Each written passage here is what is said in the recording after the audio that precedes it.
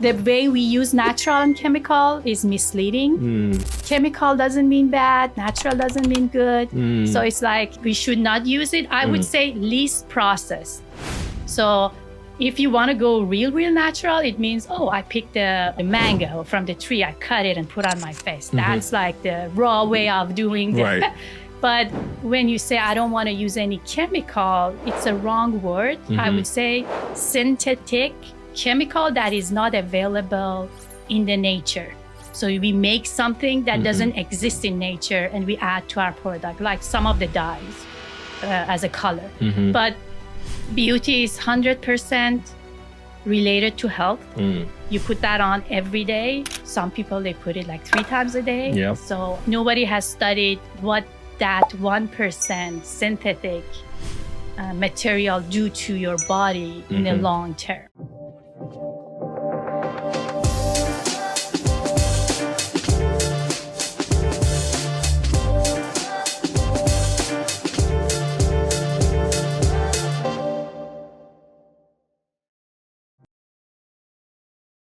Hey there. So thanks for tuning in to a new episode of GWP. So this is an episode where I talk to Maryam, who is a formulation chemist. On the episode, I talk about how I met Maryam. I met her at an event when we were both on a panel. I'm super excited to share this episode with you because Maryam has a company called StirLab, where people are able to come to her lab and make their own cosmetics. I mean, when you think about the cosmetics industry, it's a multi-billion-dollar industry. From Hailey Bieber to Kylie Jenner, people are becoming billionaires overnight from these products. But people are also suffering from, number one, finding the right product and even getting the right information. What Maryam provides on this episode is solely information-based and education-forward.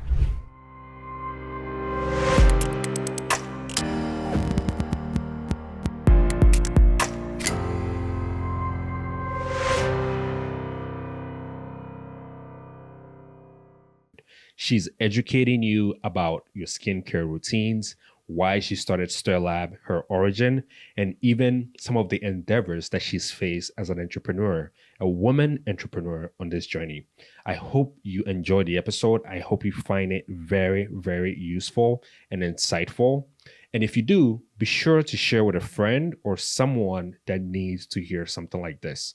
I appreciate you for tuning in. And as always, thanks for being a part of this journey. Peace. Enjoy.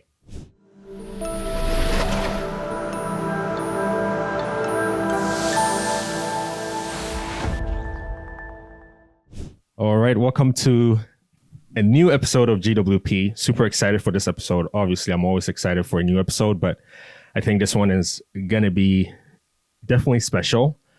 Thinking of how we met and, how excited I am and how excited you are for this conversation. Super excited to have you on GWP, Maryam.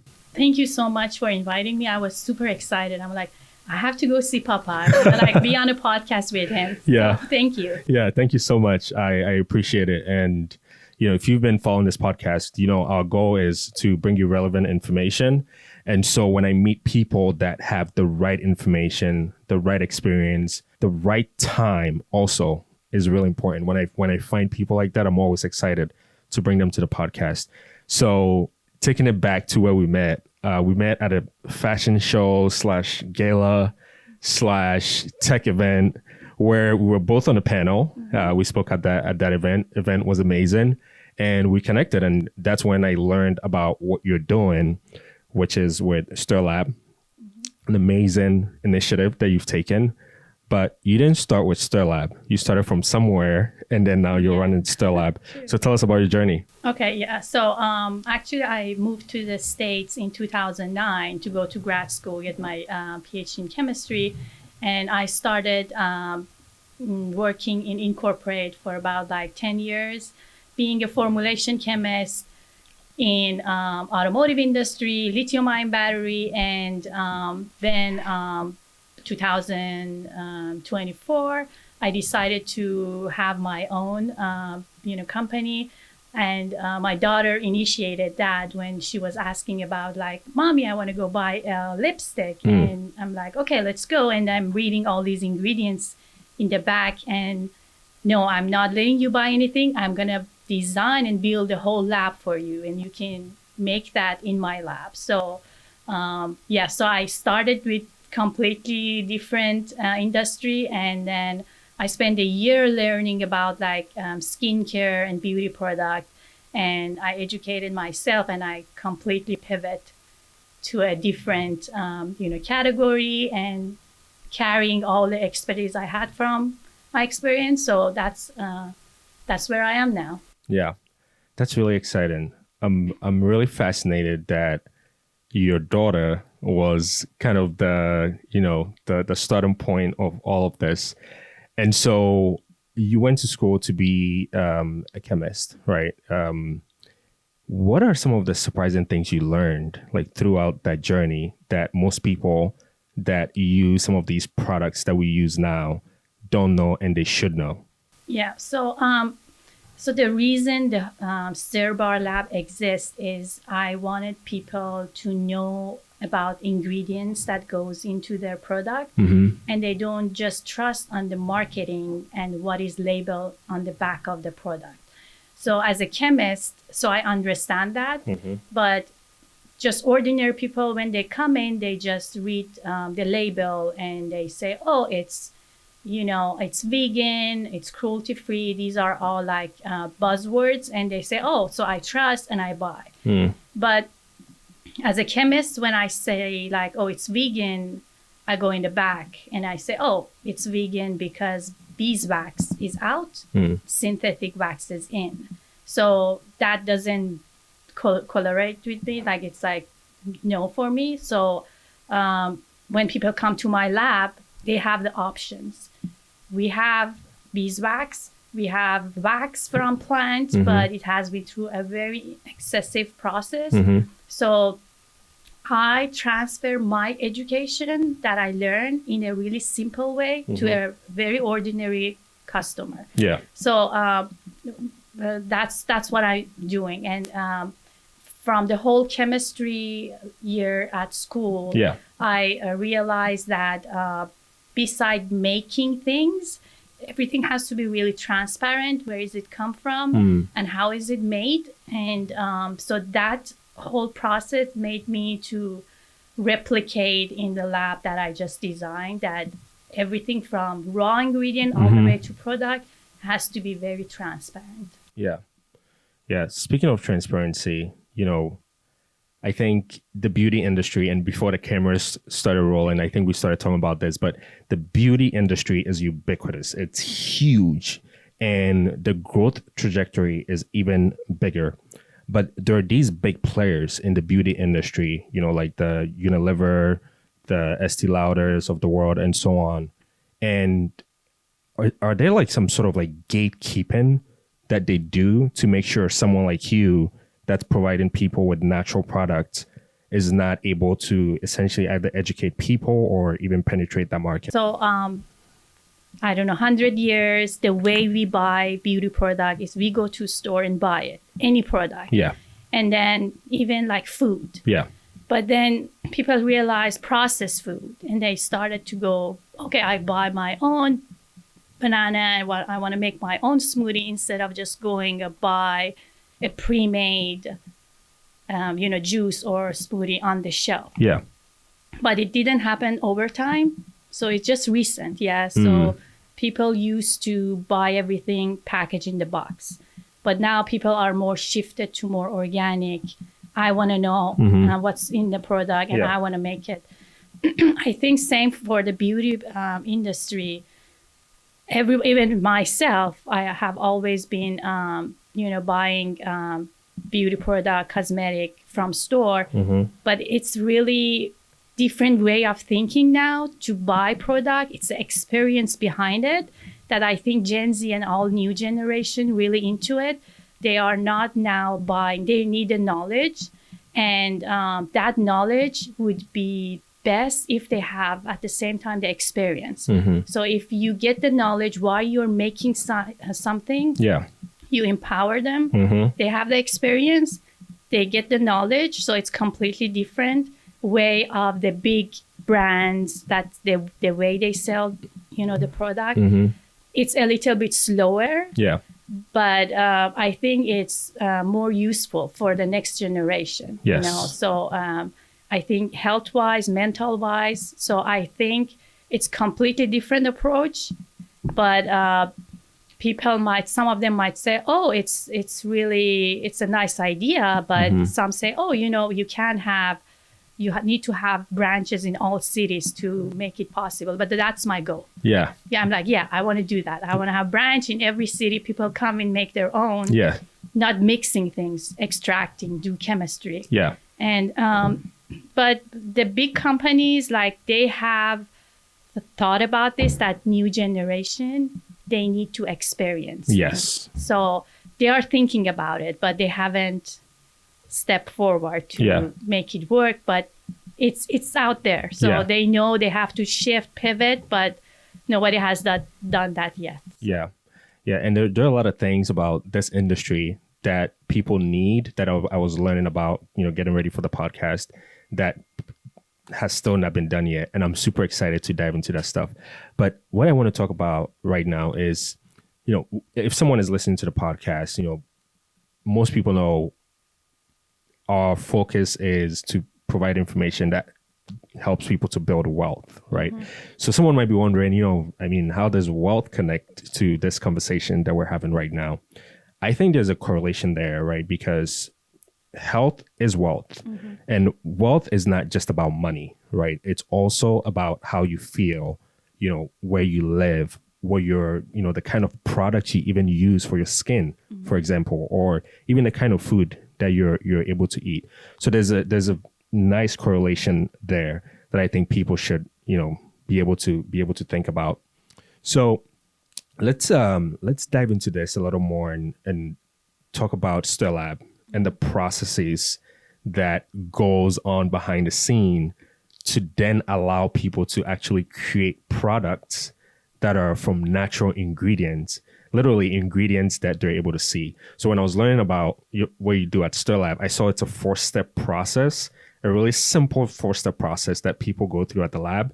And then at the end, they have their own product. Can you talk about that process? Yeah. So if you go to a store and you buy lotion that is it's almond oil lotion with all these actives. So if someone wants to make something in the lab, so I have like the almond in my lab, like just the almond that I purchased from the farm in California, and I know how they start growing, when they pick it. So we start extracting the oil from that almond. Yeah. And then I say, okay, so we want to make the face serum. We also need to add this oil from the plant. So I have lavender, we extract the lavender. So the process is basically very raw ingredients, raw plants, raw nuts, beans, cocoa, so butters, oil, and wax. And then based on what they need, we add active ingredient. People come say, I want active ingredient for my pigmentation, or I want for a wrinkle. Or some people are like, I don't want anything except hydration. So we go very simple. But it goes color cosmetic all the way to skincare products. So people come to have fun, just make lipstick. So they extract their oil, they extract the wax, they mix, they check the color they want, they keep adding pigments. So that's the whole process. Like, they are the creator in my lab, and I help them, but they are the one decide like how much oil, how much richness of the oil they want on their skin, what color, what scent. So they all is their responsibility to make a decision, which is really beautiful to see. Yeah, absolutely. Yeah. Just having that control on what goes into the product. Would you say beauty is sort of the new form of wealth creation? Yeah. Like, to me, if they tell me, I'll give you $1 million today, but your life is over tomorrow, I'm like, okay. So then I need that life. So that life, which is healthy life, is the wealth. Yes. Yeah. So before I get to that money, I think I need to have that healthy life. And if someone tells me, you can't breathe regularly for the next 50 years, but you can live 120 years, that's not going to work too. So any healthy life and a long span is like a goal. And then from the beauty perspective, so there are so many ingredients that hasn't been tested for the long-term use.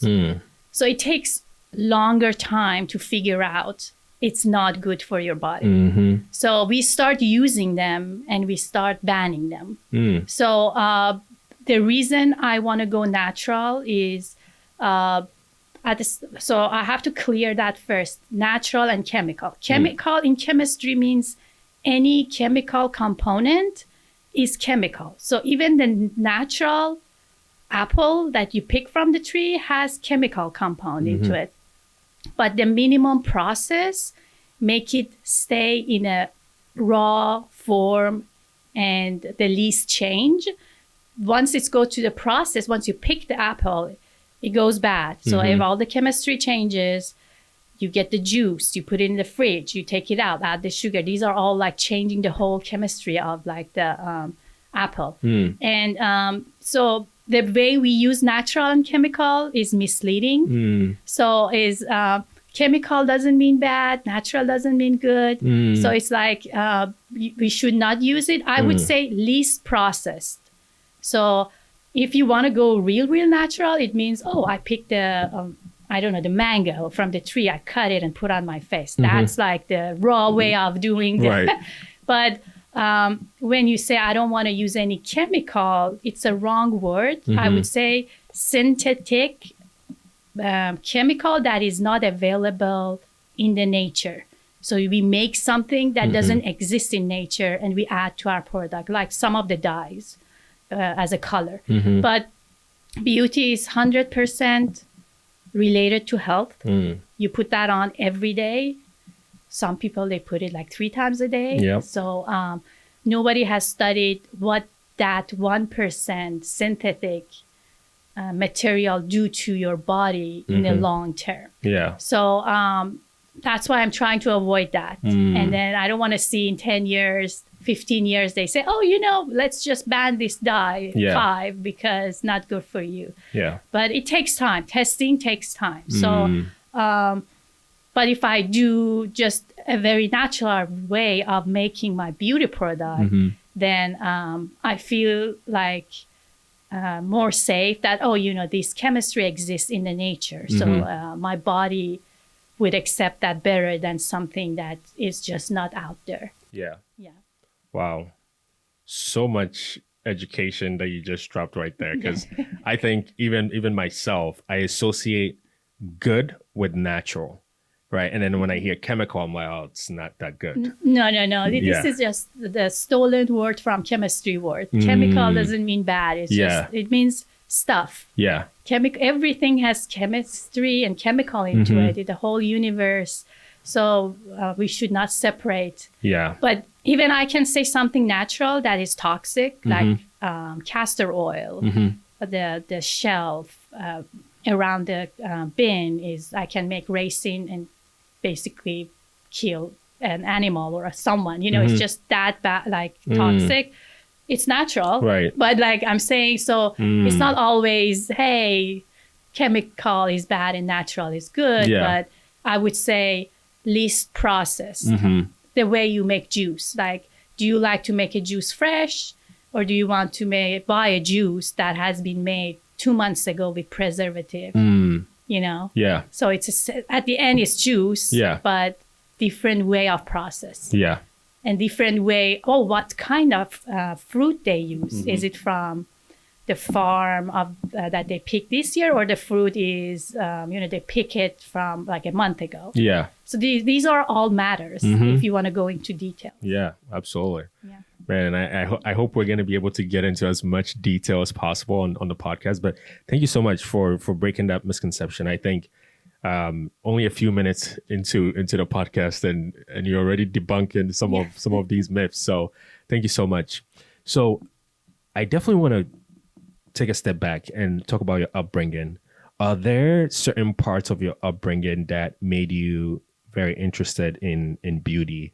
Because you're from Iran, right? Yeah. And I think when I think of Iran, I think of really nice architecture and nice buildings and stuff like that. You know, they're very artsy out there. Are there parts of your upbringing that kind of, you know, made you very interested in, you know, beauty? Is it like, you know, do they rely more on natural ingredients out there, less processed? Since now we're a little more educated, right? Do they rely more on less processed ingredients out there for their food, for their skin and stuff like that? Or are those things that influenced you growing up that has got you to this point to start StirLab? So I grew up in the place that poetry is big, art is big. The first distillation of rose crafted 1,000 years ago out there. So perfume started out there in Middle East. So it's a rich culture and history back there. So I'm also bringing that into, for example, my face serum that I'm launching soon. So I'm blending the advanced biotech ingredients with cultural ingredients that has been used for thousands of years. So yeah, my grandma like always said, oh, you know, I'm using this black seed. This does all these good thing to your skin.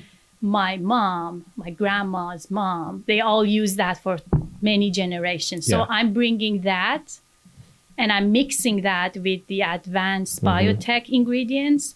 So yes, definitely the way I grow up, we always cook food. We always use everything natural, less processed, or like my grandma was like, oh, you need glycerin, you need lemon, let's make this. So I grew up in the culture that everything, you know, like my grandma's recipe and all of that. But the poetry is also big. The way I'm introducing poetry into my product is also another thing. So like, because I'm having the online shopping. Yeah. So that's going to bring the whole culture that I grew up with. Yeah, with my product. But the way I grew up, yes, definitely. Yeah. And when I realized the damask rose, I thought it's from Bulgaria, but no, it's from Middle East. Yeah. And I'm like, oh, okay. So the way it was advertised, I never thought like, oh, it was growing out there. It was first crafted out there. Interesting. And then the first perfume was out in that region. Yeah. So then I became like, oh my God. So we always say French Italian and you never say like Middle Eastern. Yeah. So, but I'm trying to see if I can blend these two together. Absolutely. And, the heritage is important. Heritage, yes. Yeah. So how are you blending poetry with what you're building at StirLab? So it's more about like the poems like from Rumi that beauty is everywhere, but you just need to walk into garden to see it. So it's like Stirbar Lab for me is like a garden. Like the beauty is everywhere, but you just have to go hands-on. And it's not just the ingredient, it's the experience, it's the feel, you know, the emotion. So brings like all aspect of beauty into the, you know, workshop. So that's so amazing. What did beauty mean to you back then when you were growing up, and what does it mean to you now? So again, like you said, like about wealth. Yeah. So I think beauty and wealth now is very connected. So when I was back there, I was young. So it was just like the look, you know, like how do I look? But you never think about what it does to your body. So the way I look at beauty here is because now I have a knowledge. Beside like the way you look, it should also be the way and what it does to your body. But when I grew up, I was young and I was like, oh, you know, I just want to look good. But now I'm like, I want to look good and I want to stay healthy. I want to know what it goes on my skin. So that's the difference. But at the same time, my grandma aged naturally. She didn't care much how many wrinkles I have. She was aging beautifully, and she didn't want to just transform her face to someone else. Yeah. But now here, I see people try to just completely change their appearance. Yeah, so which I don't like. I want to try to tell them, you know, these are skincares. It's going to take care of you, but it's not going to transform your, you know, face to someone else. Yeah. So it's also mentally, you have to be like, educate yourself what you want. Yeah. Like you see some people, they are at the beauty salon like every day. Yeah. Some people, like I'm saying, like my grandma aged beautifully, like Yeah. wrinkles, like old, but she was happy and fine. Yeah. So that's also another thing I see here. The beauty back home and the beauty here is like a little bit different, or maybe Absolutely. the time, I would say. Yeah. Maybe if I go back home now, it's going to be the same, but people try to be someone else. Absolutely. Yeah. Which is not correct. I definitely want to double click on that, because a while back I was reading this article it talked about how the cosmetic industry, and I'm talking about cosmetic in terms of people kind of transforming themselves, the industry was booming. You know, like the average, you know, person that does these like facial surgeries and all this kind of stuff, a lot of them, but a lot of people are also dying from it, right? Because it's very expensive. So people don't go to the right places. And I think this article was mainly talking about Korea and Asia.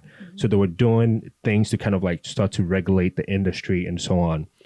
There's so many instances of people who have tried to transform themselves into someone else, and then they end up, you know, either not happy with the process. Later down the line, now they want to transform back to who they used to be. And then that causes so many complications. For young people that are listening to this right now, I think there are people that deal with kind of insecurities about who they are and how they look and so on. And so they then want to look like a Kardashian. I actually read a headline the other day that said more Americans want to be less like Kardashians now. But you can see how that's transformed, because like in a couple years back, most people wanted to be a Kardashian, right? Have the Kardashian look and all of that. But now people are transforming and shifting away from that. If there's a young person that's listening to us right now who's probably feeling insecure about how they look and so on, maybe they've looked at an influencer and now they're inspired. They want to go get some cosmetic changes to their lips, to whatever they want to do to themselves. Well, what are you going to tell them? So it's really tricky. Like when you're very young and insecurity exists. So you have to, like, as a parents or anyone who are around these people, like they need to grow up a little bit before make any big decision, I think, like not too young. But big brands, they need to start advertising, or the models they are bringing very diverse, different look, you know, they don't have to be always like one specific look. Yeah. So then people try to match with all the social media. Yeah, people want to try to be, you know, like someone. Yeah. And but I think it's a matter of the whole collaboration of brands, people, like young audience, school, like everyone to break this as like, this is a great look. You have to have this size of, you know, eye, this size of lip. No, that like you were born like that. Yeah. That's the best look you can get. Yeah. And then if you change anything, maybe in the picture you might look good, but believe me, in person, something's off. Yeah. So in a picture, I agree. If you do so many things, you're going to look great, but symmetry matters. If something is off, your brain's going to say, oh, this person doesn't look like perfect. Yeah. But she looks great, but to your brain, the symmetry is off. But I think first social media is like, I can't compete with that. Like if my daughter grows and then she want to watch something, but as a parent, I would control at some age that I know they are very insecure. I have to control. Yeah. But once they grow up, maybe they better, you know, understand what they're doing. But It's a very, the decision is really private. Yeah. So I can't comment on that. Yeah. So we have to figure out where the insecurity comes from. Maybe goes to mental health. Yeah. And then from there. But it's a really good question. I like that. I mean, I never thought about it, but now I'm thinking, what makes people to go to this direction? Yeah. That's I don't know. Yeah. Like, it's very tough. It's a very tough question. Very tough. But at least I know when they are very young, parents should take care of them. They don't let them to be exposed to something that they should not be exposed to. Yes. Yeah. But yeah. I think that exposure is important. And I was just having this conversation with my wife the other day, and I said, God is a perfect artist. There's a specific reason he gave you that kind of eyes that you have. Exactly. He's, like when you look at the creation of the world and the things like, I mean, you look at some of these fishes and there's, a fish might have maybe 6 fins. There's no fin on that fish that's just extra. That's just there. It has a purpose. Yeah. Nothing is just happening for just to happen, and I kind of like transform the same thought to that whole process of, why do people want to transform who they are, from this perfect creation that they have? And to your point, maybe we might never know the answer to that. Maybe there's multiple facets to that whole thing. And so many things go into play, whether it's like bullying, social media, like what people say about them, who they're inspired by, what they see, what they consume, and so on. So it's a very delicate topic for sure. But at least for my kids, I know, like, I keep them busy with sports. So so don't watch social That's media. so good. Like, get busy, like playing, like, so you don't need social media yet. But eventually, I don't know, with AI, and I can't even imagine, like, in 10 years maybe what's gonna happen. But yeah. So it's so interesting. Okay, so one of the things that I learned about getting ready for this episode, I was just looking at all these like cosmetic products that are out there. It's a lot of them, by the way. And I think I was telling you the story of, I went to Sephora with my wife the other day, and I wasn't there to buy. So I was able to actually look around and kind of, I was just like people watching and just observing. And I'm like, and she went there for one thing, and she must have looked at least like 15 different things while she was there. And I'm like, wow, that's a lot. Like it could be really overwhelming. But while I was researching, I saw the top 5 cosmetic products out there. Number 1 is a lipstick, mascara, dip brow pomade. I don't even know what that is. Powder, and then the lip pencil. How does StirLab help people create some of these products right now? So we have, we don't have because my whole lab setup is based on preservative free. Yeah. So anhydrous formulation. And I'm working with a colleague at Stanford to also design a container that can self-preserve the water-based formulation. Wow. So that's a deep tech. It takes longer. But because my whole concept is preservative free, I go anhydrous. So whatever you said on the list, so mascara, I'm not doing it because I have to use preservative, and it's just against my vision for now until I figure out how to do it to match your vision. Thing. And but we can do the lip pencil, lipstick, and so we can make lip gloss and blush. So we have all sort of like products. Yeah. So, and it's again, so you go to Sephora, you see that craziness because people like to experience before they buy. Yeah. So, but they experience the finished product. Yeah. They're not experiencing the process, which I'm adding in. So it's going to be, if they're spending 1 hour at Sephora, they can spend 1 hour and 30 minutes in my lab to make it. Yeah. So, that's a good point. Yeah. So it's a whole experience. That's why Sephora is very different and from other stores, because you go test out. Oh, I don't like the feel. I like the color. But we are making so many things. It's just water-based product, Yeah. I don't introduce that yet until we figure out how we can, solve the container problem. Yeah. But anything else, we have it. And every single thing that goes in the product, I studied. And like, I'm using mica, where the mica comes from. Is it colored mica? Because some people advertise, oh, I have mica pigment in my lipstick, but if it's colored, it has dye. Yeah. You can spell that, like say, oh, I have mica, I'm safe. But like, oh, does it have color? Oh, it has color? Okay, Yeah. so it has dye in it. So it's just so many things that I studied before I bring it into my lab. Yeah. Yeah. So let me ask you this: so once water is introduced into the process, then there has to be preservation. Is that what it is? Yes. Oh, interesting. Okay. Interesting. Yeah. So the more moisture the product is, they live on water. The bacteria, the fungi, so all of those, they need water to survive. Right. And and the lotion you buy is basically 80% water. And you have oil and you have emulsifying wax to basically mix the oil and water together. And then you add the rest of the thing for aesthetic look of the lotion. So the right viscosity, the right feel, the right color, the right smell, so these are like, I call it feeling. Yeah. So you add that so you can sell.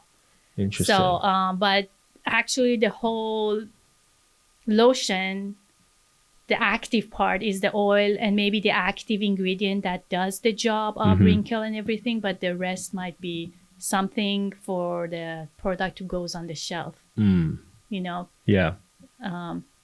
So the lotion, it doesn't lose the viscosity, it doesn't collapse.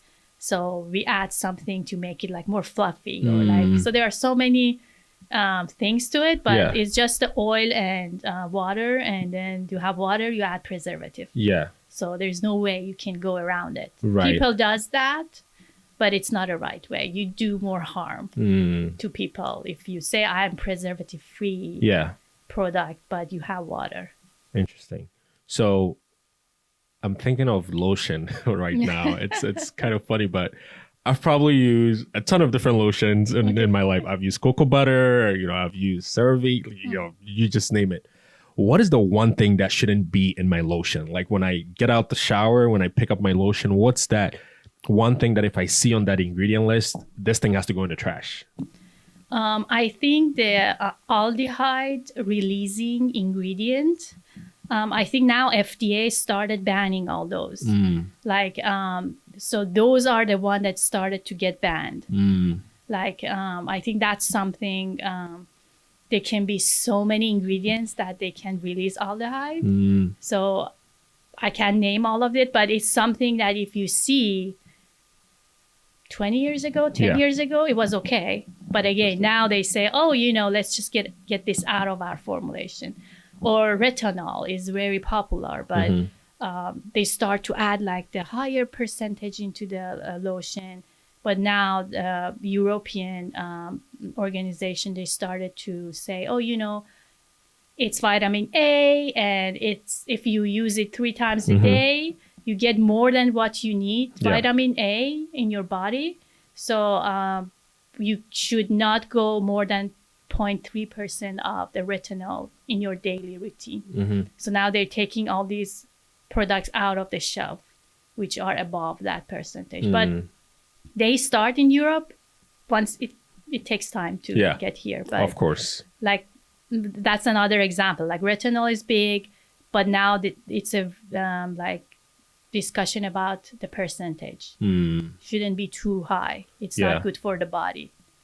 So it's gonna damage it's gonna increase the vitamin A in the body. It's gonna damage the liver, the bone density, and all of that. So, so that's one thing. Wow. But for your lotion, I would say aldehyde releasing ingredient is something that if I see, I would throw it out. So like it's banned. It's not And people talking about the like hormone disruptor chemistry, like all the chemical that mimic the structure of your hormones, and your body kind of messed up. Oh, is this from outside or is it the body doing it? So those one are also on the list. They keep adding like, hey, some synthetic fragrance, they have that. So if you see fragrance synthetic, you have to make sure what is in it. So they have a lot of like hormonal disruptor chemical in it. So it's really wide and broad. And yeah. I mean, this is so fascinating to me. That's why I keep telling you, you're doing really, really important work, and I'm so inspired by what you're doing. It's so needed, right? Because for someone like me, I should probably look at the ingredients much closer. But now that I'm listening to you and kind of getting enlightened, I'm like, I need to do a better job. And I can imagine there's so many men and people like me out there that are like, I don't really look at these ingredients. So thank you so much for everything that you're doing. Thank you. It's really awesome. Okay, so the next thing I want to talk about is kind of like skincare routine, because if you look on social media, I think that's one of the thriving type of contents out there. People showing their skincare routines, but most of the time, these people, some might be influencers and they're just trying to sell a product. And there are other people that are genuinely showing you what their skincare routine is. What should our skincare routines look like? If you don't mind, start with men, because I think most men don't have a skincare routine. And I actually started thinking about this yesterday when I was preparing for our episode. I was like, what is my skincare routine? And I'm like, I don't think I really have one. So I started to learn about all these like products that should go in your skincare routine. Like, number one, you need the cleanser and then the serum and blah, blah, blah. And I'm like, is this even good? I'm like, oh no, I know who I'm going to ask. If the routine is good to have a cleanser and, retinol and all this kind of stuff in there. So tell us about skincare routines and what should go into it. Yeah. So for me, like, one of the misleading advertised marketing is like, you wake up in the morning and you wash your face with soap. I'm like, oh, your body tries so hard to make all these oil overnight, beautiful oil, and you strip it out in the morning with soap and put something else on top of it. So, and this is different from region by region. Like, I'm from the country, like I'm like brown skin. Some people are like white, so they have different, they can have different routine based on their needs. But for me, one of the routine, and I'm so against it, is like you wake up and you use harsh soap and get rid of all the oil that naturally your body produce, and then put another oil that comes from plant. So this doesn't make sense for me. Like, but someone say, oh no, I have to wash my face with the soap, and like I have to do my morning routine, and then I have to do my night routine. So for me, I don't have a morning. Like, I'm like, my body does the best job overnight, and I think one item, that's it. It's just getting crazy about like, oh, I have to do this. It's just you play to feel better, but it doesn't do anything magically. I'm saying skincare is not transforming anyone. It's just taking care of you. You feel good. If you want to be someone else, it's a surgery. It's like other things you can do to change yourself. But if it's a skin routine, just find something that you like, and then it can nourish your skin, and it comes from natural ingredients. So later on, you should not, throw it in the trash because, 2 years ago they said this is good, but not now. But the routine that I would say is like moisturizing. People who care about the wrinkle, they can have that like at night, but having vitamin C, and then have your skin photosensitive, and then go out in the sun and then come back home. So it's really like you have to know what goes on your skin. So there are some ingredients that you have to do it at night, no sun exposure. So you have to follow that. But except that one item, and that I would say based on who you are. If you have a very dry, white skin, maybe you have to do it 2 times. But like me, like I have more like oily skin. Just one is enough for me just to take care of my skin. That's it. But some people have 5 different things to try on, but it's just to make them feel good. But it's not actually doing anything different than a person who does one. You know, doing more doesn't mean it does more. So that's what I'm saying. But just listen to your body and see where you come from. Like, you don't have to use the product from different, that isn't tested for different skin for your skin. You are yourself. You have to figure out. That's why it's really important to customize. Like, oh, you know, this is too oily. This is too dry. I don't want oil. I want water, you know. So, but the routine that you said is I'm a very natural way of doing things. And I think one thing can do a lot. If you buy a right product, has the right thing, you need one. But if you want to play around and you're feeling good, you can buy 4 or 5. So it's just up to you. You have to just educate yourself that your body is your friend, is the best person that tells you what it needs. So don't try to copy what other people are doing. So I think that's really hard, but you can figure that out. No, definitely. I don't know. I talk too much, but it's no. I think you're sharing some very helpful insights, because like even one of the things that I started asking myself is this whole thing with the cleanser before people go to sleep, right? Because now you're saying your body's producing all this like natural oil. So now I'm starting to think, if you put a cleanser on, does that stop the body from doing what it was going to do when you go to sleep? Or do you just wash your face with just water and nothing else and then go to sleep? Like, what's the right approach? So I think is what kind of soap. They are cleanser, but again, they have different percentage of surfactant to strip away the oil. Some are really harsh, some are not. So if you find the right one that is cleaning your face, but it's not like just washing away whatever is on your face, that's good. But there are some people who are very sensitive. They have to basically completely clean their skin. Otherwise, they go red in the morning, break out. Or so that's why I'm saying listen to your skin and go after what your skin tells you. So don't say because my friend is doing it, I have to do it. Right. But that cleanser, again, there are so many different types, different power. So, and from there, you can figure out, oh, this is a good one because I don't feel too dry and it's not too much surfactant in it. So I can use it, or emulsifying wax.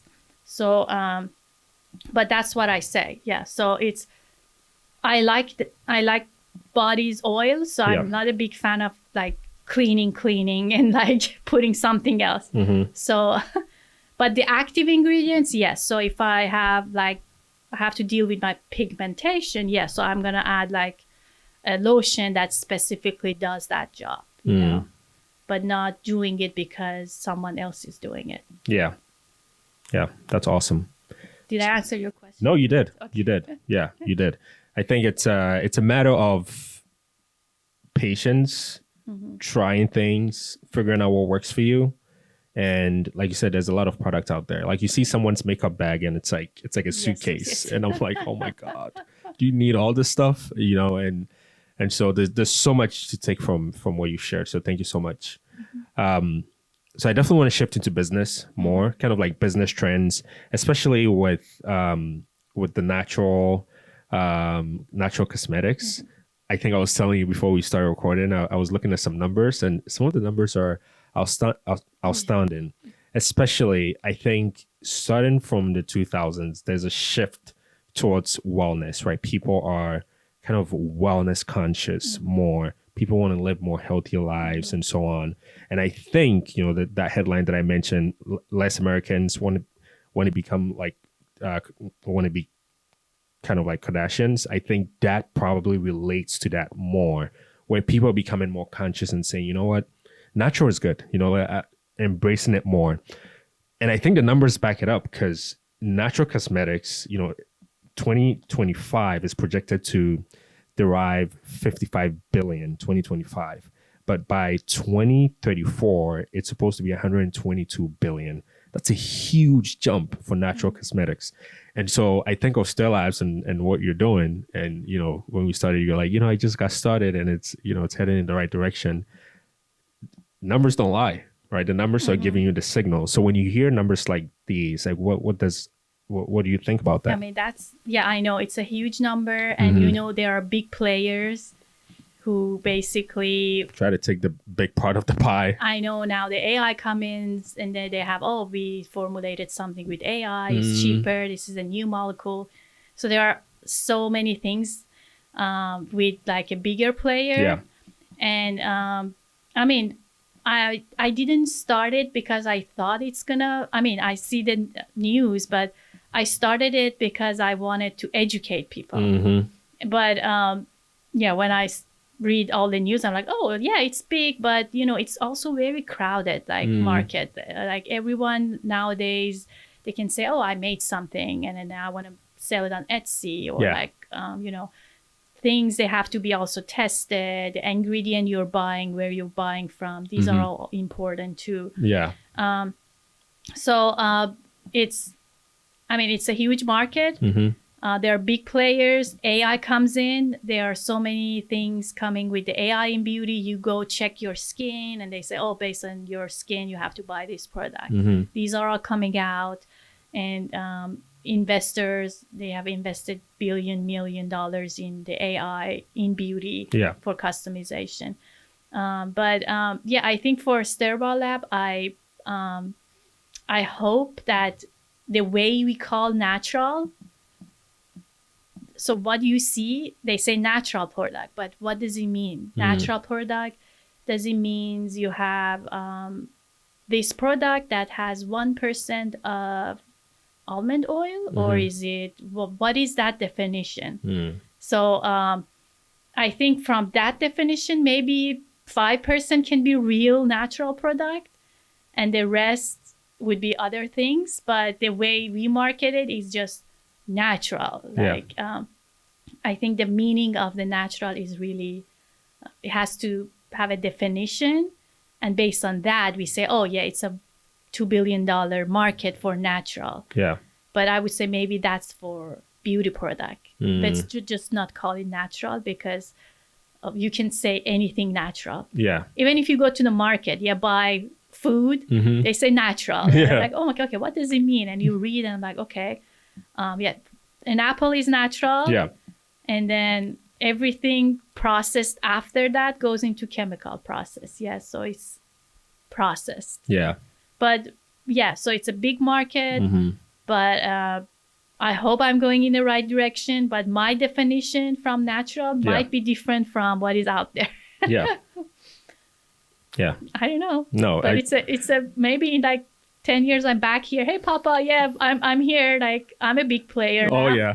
Oh yeah. I could definitely see it though. Because I think people are becoming more and more conscious. And so even another thing that I learned is there's a need for DNA based products, which is really, really interesting. So like people really want to like personalize the products that they use. And it goes back to a lot of what you said, right? Which is, the skincare routine that works for you might not work for me, right? Because our DNAs might be different. And then there might be one thing that you do that glows your skin, and then I do it and I probably break out. Exactly. Right. And so it's so interesting. And you help people get to that, actually do that personalization, where, I think where the gap too is, people are not really involved in the process of making these things, unless like you're in a focus group and so on. But even most of the time, if you're in a focus group, you're probably helping with the marketing of the product, less so than the formulation and what goes into the product. Whereas when they come to StirLab, they're actually able to feel the product and so on. I can imagine, I've never been to StirLab, but I hope I get the chance to come there soon to come and, make some product. But I can imagine making my own product and getting sort of like an epiphany of, oh my God, this is how these guys are making this stuff. And so then you start to be really conscious about every other thing. So like very recently, I remember I was doing this fast, which is called a Daniel fast. And you don't eat anything except fruits and veggies and grains, really like real food. And so we were in Tahoe, and me and my wife were like, okay, we're gonna go find some food. And so we walk into this Chinese restaurant, and we were able to order edamames because it's it's not, there's nothing else included in it. And then we were looking at the menu, and we're like, we could eat grains, so like just like brown rice is fine.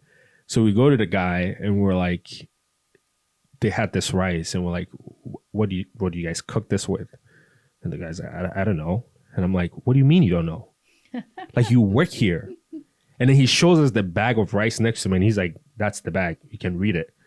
And I'm looking, I'm like, how does this guy not know what goes into the food that he's selling out here? And that made me think, and I'm like, wow. So you go out there, you buy this food, and you just, there's no idea of what really goes into it. And the same thing can be applied with the products that we use, like the cosmetics, especially. You know, we go out there, we buy it, we bring it home, and then we use it. 5 years later, the FDA is like, oh, this is banned. Well, you've used it for so long. Now, what's the long-term effect? No one knows. Now you have to wait to see what's going to happen. Again, that's why I think the work you're doing is so important, right? And so I hope these numbers that we're talking about reflect in your business also, right? So that you're able to see it. And people that are listening also, I hope you're being enlightened to kind of start to think about natural and chemical in a different way. Like, think about the products that you use, how you add new products to your routine, right? Are you just looking at what that influencer posted? Or are you kind of taking a step further, right? To kind of see what are the preservatives that were used in this product and so on. So thank you so much for sharing that, No problem. Yeah. So it was just great discussion. I like people to get educated. Yeah. Then they can make a better decision rather than just following things. And remember, social media is out there, but don't judge people based on their look on the camera, or like, you have to see a person in person and say, oh, what are you using? It looks good.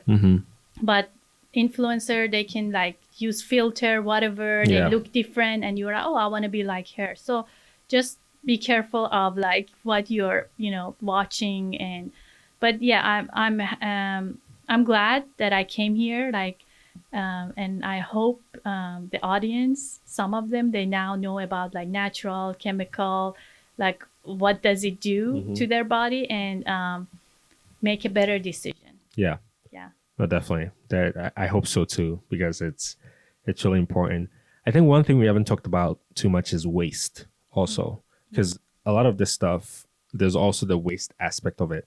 Is that a focus for you at StirLab in terms of like trying to stir towards like zero waste and minimizing your impact on the environment? That's one of my I would say tagline is like, I'm like waste-free lab, because everything we make in the lab, they take home. Like any waste, they can reuse it. We mix it with the oil, they can use scrub, or if we distill something to extract a scent, they separate oil and water, and they can take the water home, use as a toner, so nothing goes into the trash. So yes, I definitely no waste. Take everything home, and they are happy, and they take everything home with them. And it's based on their needs. So we use the amount that they really need for that batch. Yeah. So nothing big. So made just for them, by them. Yeah. Awesome. I really love that. That's interesting. You take everything home with you. You're not leaving any waste. Take everything home. Yeah. That's so awesome. I love that.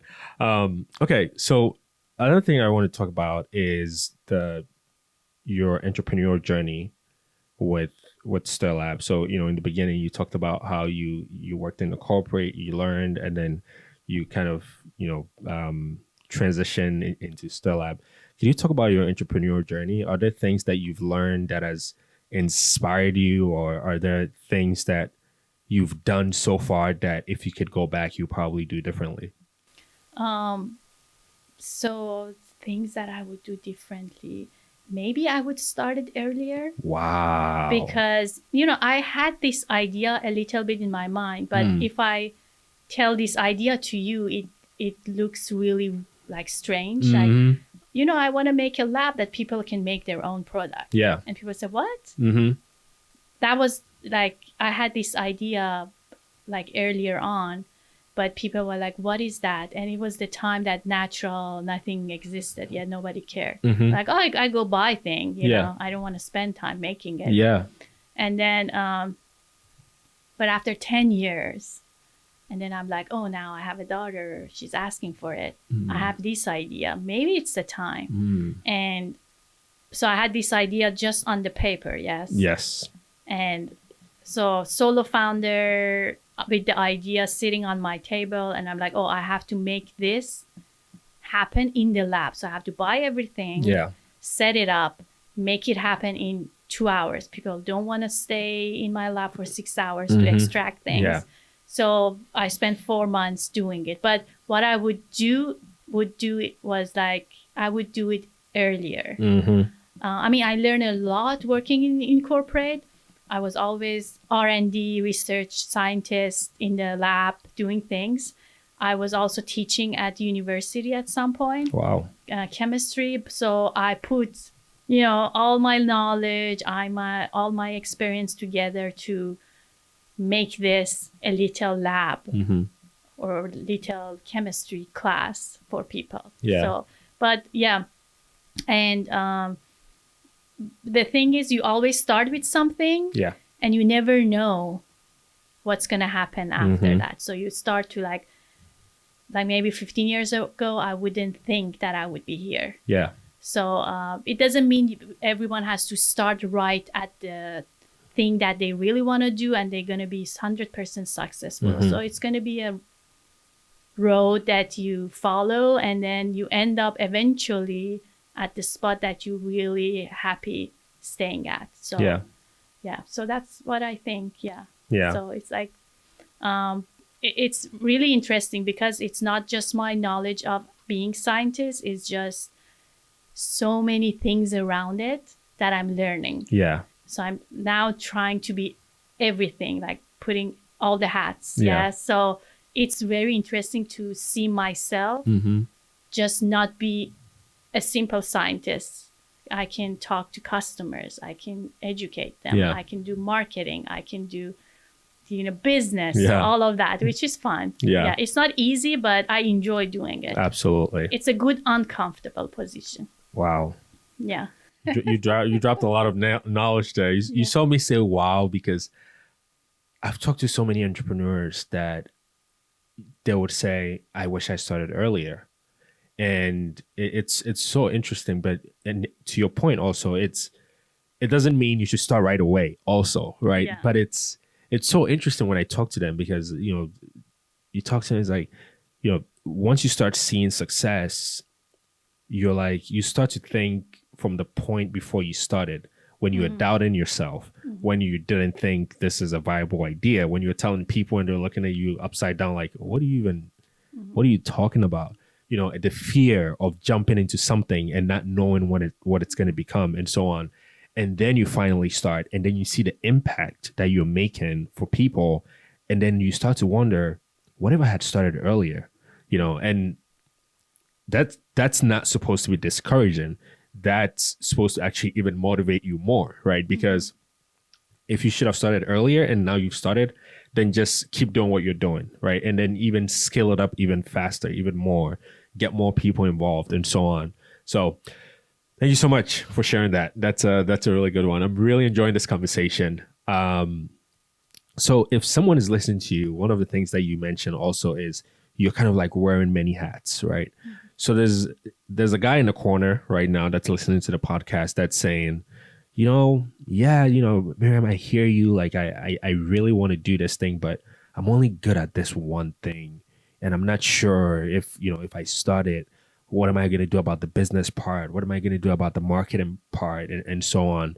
Do you have any advice for them, how you've been able to kind of like navigate wearing multiple hats and being in that uncomfortable but comfortable situation? I think meeting right people at the right time, it was really helping me. Like, I was a great scientist. I think I'm good into like designing new thing, new product, and all formulating.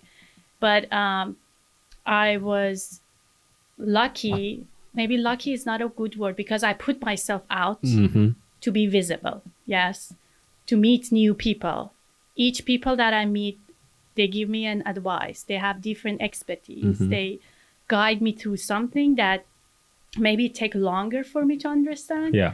But even if you are good at one thing, and you believe in yourself and you have a vision, just follow that. Everything comes true. And then you have to put yourself out and meet people and listen to them. So like the way you're saying, you meet interesting people on your way, you know, they say, hey, use this one, or, oh, I know this app, or I know someone can help you, a student, an intern, you know. So it's basically, you need help, definitely. But you have to figure out how to do it. Like, I needed a lawyer, I couldn't afford, but a guy was telling me, you know, there are like students working with professors at university here in San Jose. You apply and you get free feedbacks. So these are the things that happens when you meet people.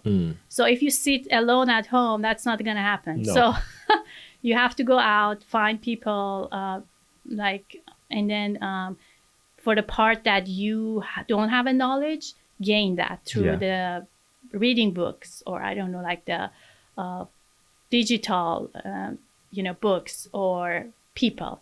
I found it, people are the fastest way. Instead of me figuring out how to do it, if I 100%. Meet the right person, it's one sentence and it's just right.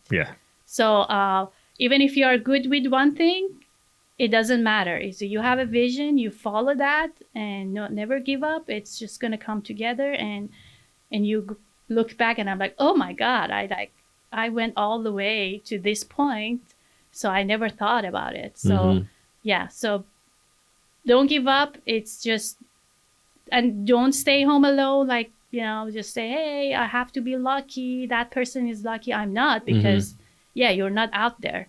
Nobody knows you exist. So that's what I would say. Amazing advice right there. Wow. That's so powerful. Thank you so much for sharing that. And, in the world of entrepreneurship, I get to speak to some women also in that world, not as much as I would like. And so when I get the opportunity to speak to people like you, I'm always really, really excited, because I think there's a lot of women out there that have huge potential and things that they want to do, that they're either afraid, they're not sure, and so on.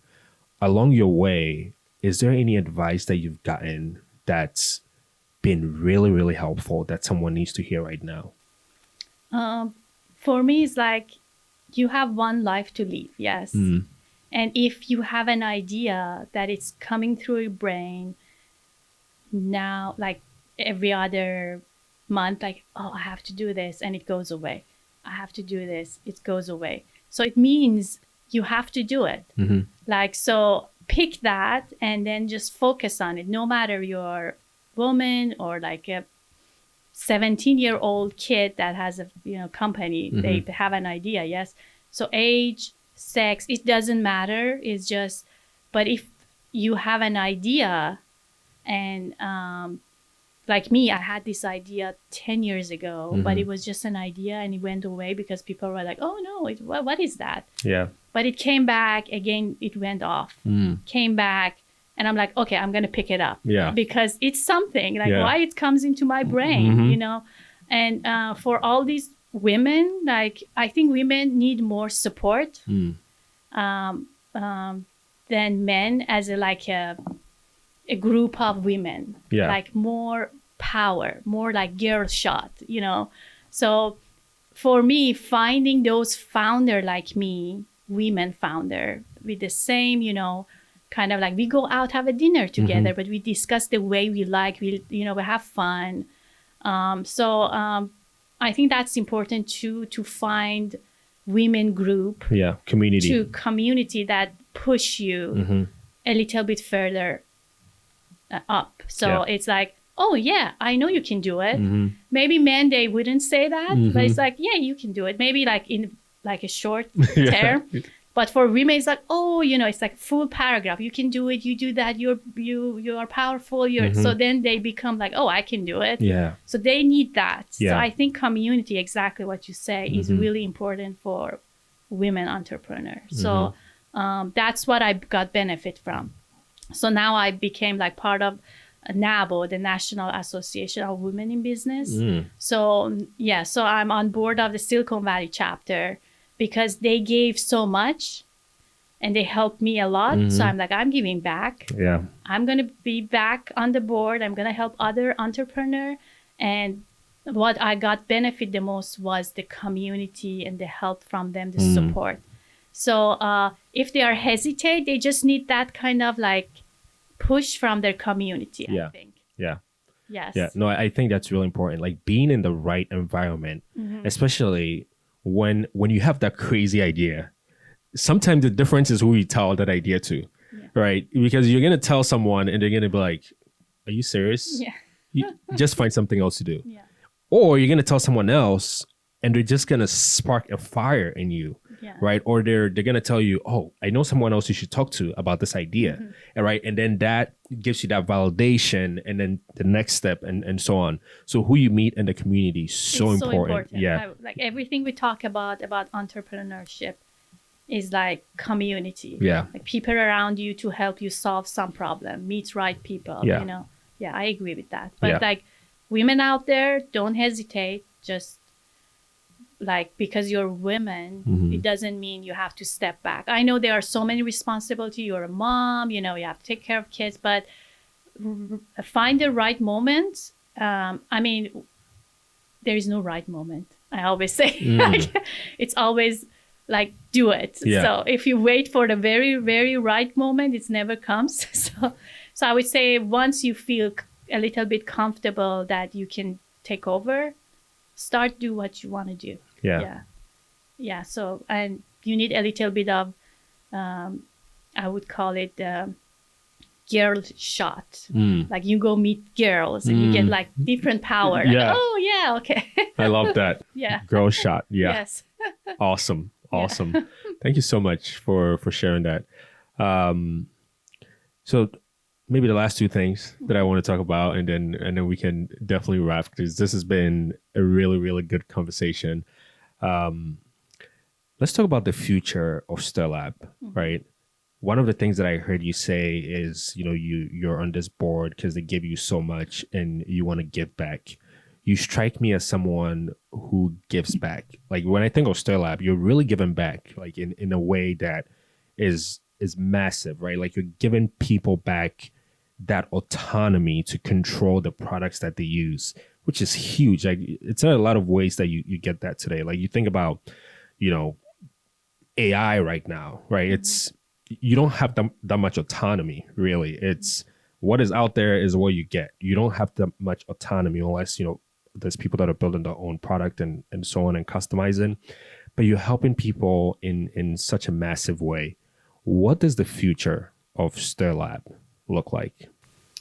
So for me is, I told you, like, I want to have different branches everywhere. So people can come in, even like the places that is very remote, and like people say, oh, you can't make money here, but I don't care. So I have my headquarters somewhere that I know, okay, I can make money here, but I also want everyone to have access to it. So, so my future would be these workshops in different locations.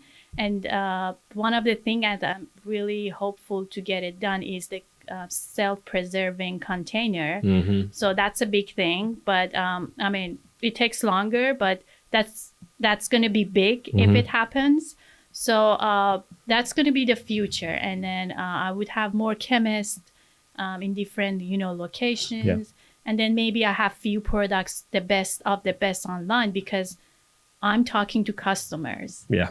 I know what they want, and I can have like the best of the best what they want to sell online. And but that's my vision, is the whole lab is not selling online, but having the lab, the chemistry lab in different cities, like an ice cream shop, but in a beauty product. Yeah. Yes. I could see that. It's needed. I mean, like I said, there's a huge market out there, and I hope your ideas and the initiatives that you're taking helps you to get a huge percentage of that pie, because it's really possible, and I believe you can do it. You're already doing it, so just stay the course, right? Awesome. Thank you for sharing that. So maybe someone is listening and they're hearing about StirLab and they're wondering, where can I find it? What is the StirLab they're talking about? Maybe tell them a little bit more about it. Yeah. So right now we have one location in Mountain View, California. So basically somewhere between San Jose and San Francisco, where people come in, they schedule an appointment online. They come in for 2 hours, they make their own product and they leave. And then they come like in a group of 5 or like just one person. And that's the only physical location.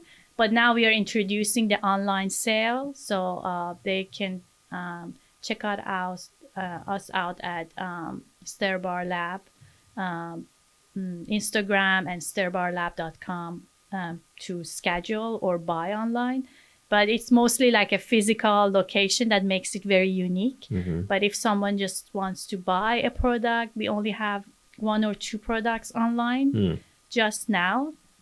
But they can check it out. But I'm open. If they have any question, they can email info@stirbarlab.com. I would be happy to answer any questions. Yeah. Wow.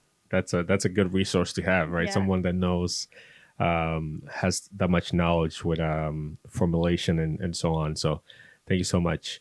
And then the last question, I know you talked about your daughter a little bit. And so I wanted to ask you, what is some of the advice that you're giving to your daughter these days that maybe if you want to share with us also?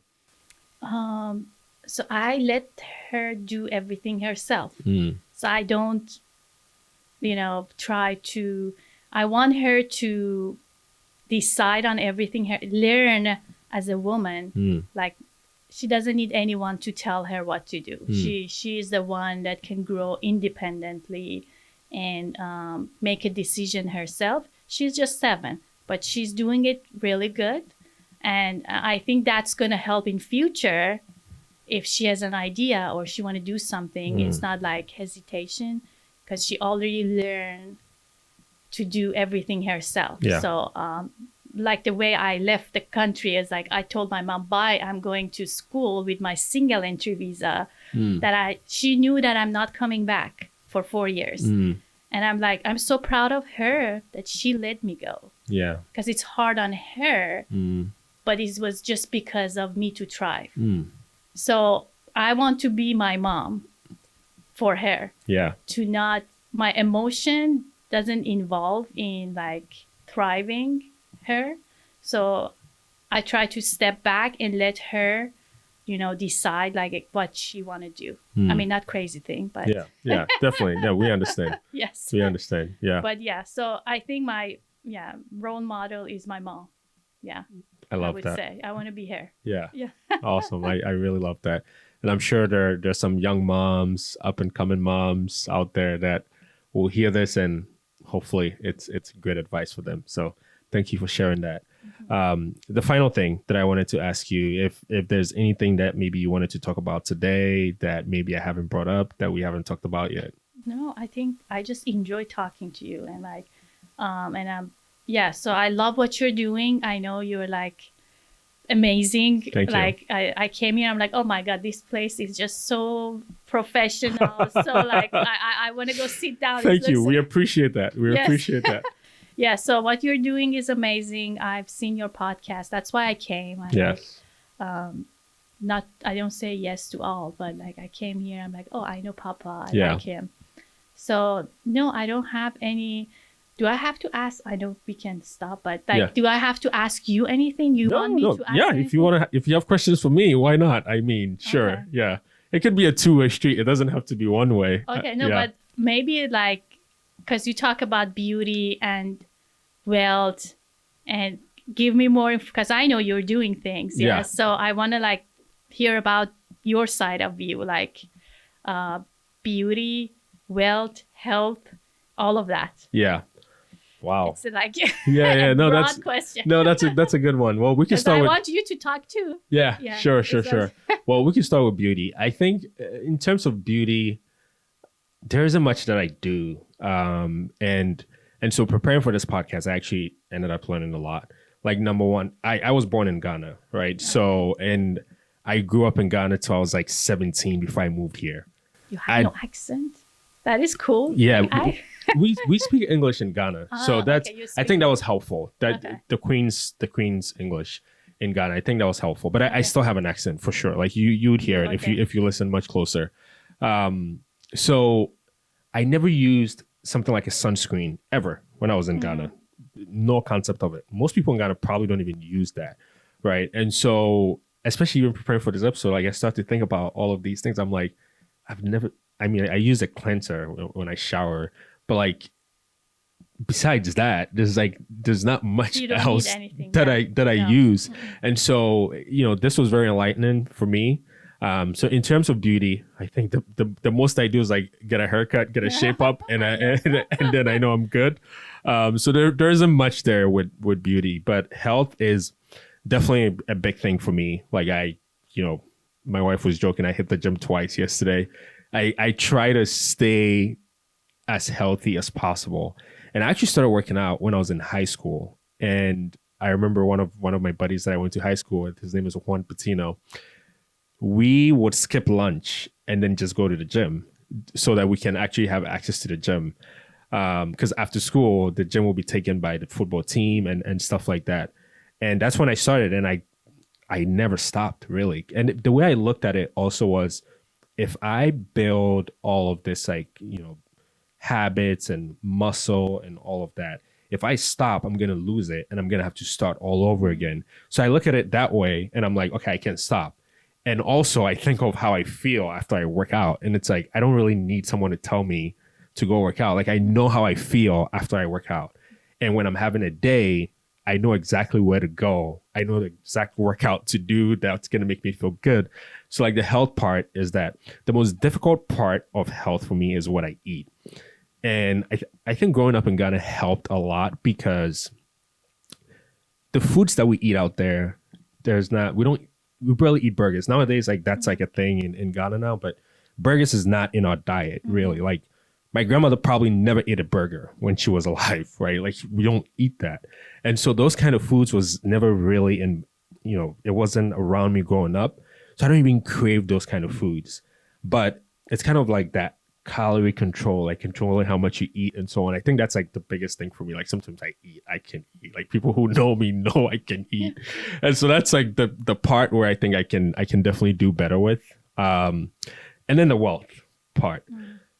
For me, wealth is more than money, right? Wealth is health. Wealth is wisdom. Wealth is patience. Wealth is love.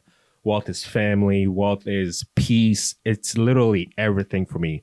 And so when I meet anyone, I know I can talk to them about wealth from any perspective, because most people associate wealth with money. But to me, that's not what it is. I think wealth is really everything. So I talk to a lot of people on the podcast, and I always ask them, what is your definition of wealth? And it's so surprising, because I've always joked I'm going to make a compilation. And when I make that compilation, you're going to realize every single person's definition is different. And that's what kind of confirms what I'm saying. Like wealth is everything to, it's everything to what you want it to be, So for me, the main thing is I want to have that freedom, and I want to be able to live anywhere in the world and do whatever I want at any time. That's what wealth really is for me. And that's what I'm striving towards. And so I try to be a good steward of the resources that I have.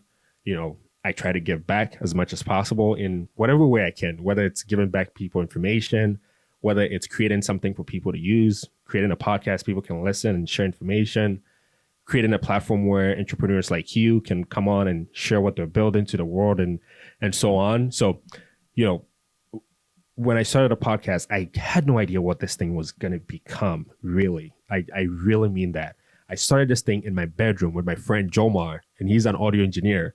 And my very first episode ever was with him. And that wasn't even us recording. That was after he gave me a list of equipment to buy.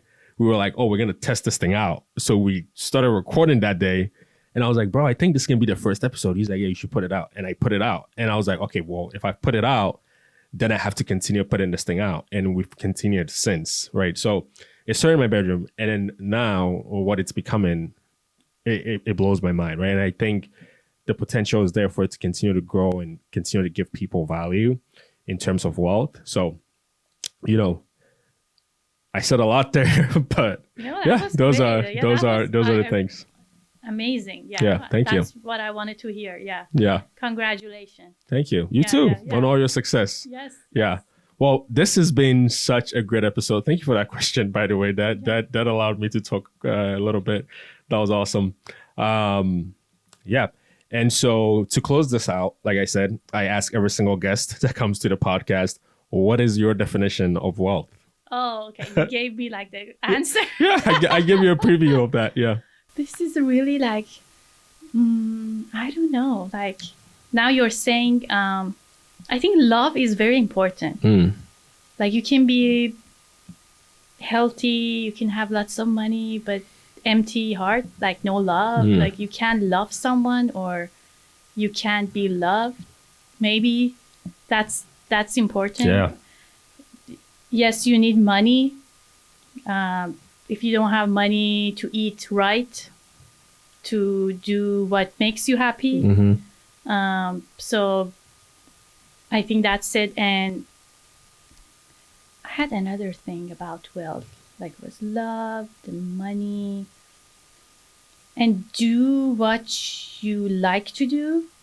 Yeah. Is something that I have a different feeling having my own thing, like set up, like it moves slower. I make less money than I was in corporate as a scientist, yes.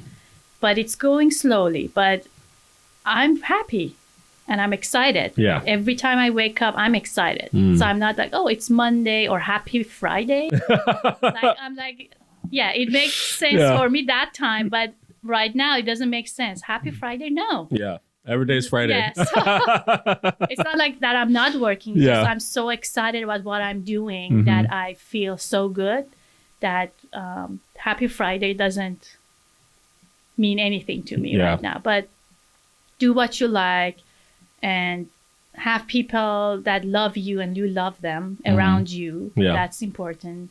And then have money so you can do whatever you want to do, and then including your health, that comes with your money. Yeah. So you need money to get checkup. You need money to buy good food. You need money to get natural beauty products. Right. But that's right. So I think, so, and also health. Yes. Yeah. So health is important. But at the same time, I say if someone is born with no legs, yes. So they're not 100% healthy, yes. But doesn't mean they're not wealthy. So I don't know what to, this is one of the things sometimes I say, oh, being healthy is really good. But then I look around, some people, they were born or they happen to have something go wrong without them knowing it. But it doesn't mean that they have to not be wealthy. So they just have to accept and then adopt. Yes. So that's it, I think. Yeah. Fantastic. Right there. Oh, man. This has been such a great episode, Maryam. Thank you so much for coming on.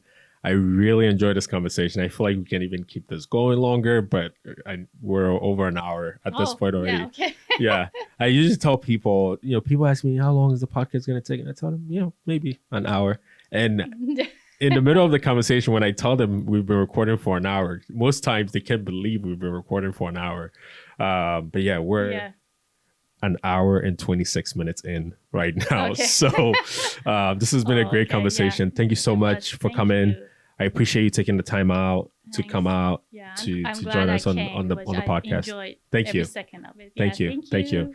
And thank you for listening. This has been a great episode. Reach out to Maryam. Check out StirLab. I think you're going to really love it. It's been a blast. Thank you.